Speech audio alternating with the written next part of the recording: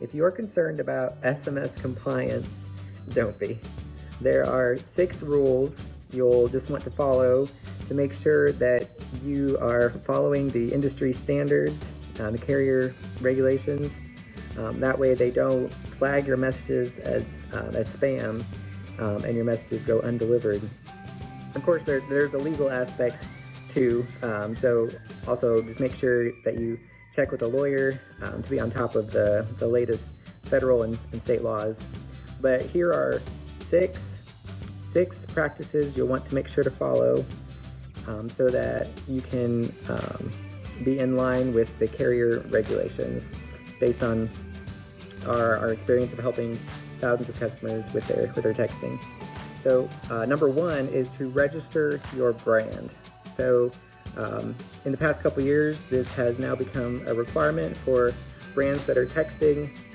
They have to register, and this is just a simple form. It's not too painful, not too much of a headache.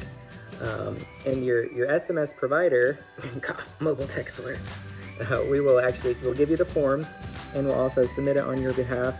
And usually just takes a couple of days for approval. Might depend on your use case though, depend on your situation. So that's the first thing. The second thing is just make sure you're following the standard consent requirements. Things like that you've gotten permission from people before you text them, that you're including opt-out language in your messages, that you're not texting during quiet hours, those kinds of things. Number 3 is to make sure that you identify your brand, preferably at the beginning of your message.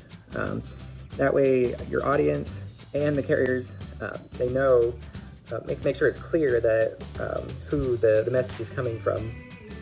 4 is just be careful of spammy looking behavior.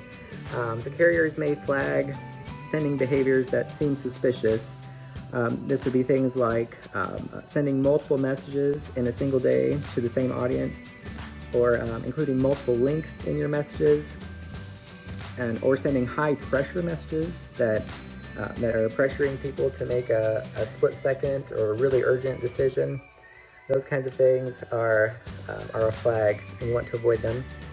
Number 5 is to stick to your registered use case. So when you're submitting your registration, initially you will designate a use case for your messages, and just make sure you're sticking to this use case. If you need to expand or change your use case, you can just submit a new registration form. But yeah, just keep within your designated use case. And then 6 is to don't send prohibited content. So certain topics, for example, controlled substances, things like that, are considered taboo for SMS and are either prohibited entirely or highly regulated. So avoid this type of content. You can find lists of the types of content that are prohibited online. But yeah, in general, just avoid this type of content. And yeah, so there you have it. Follow these 6 guidelines and you'll be setting yourself up for success in your SMS compliance.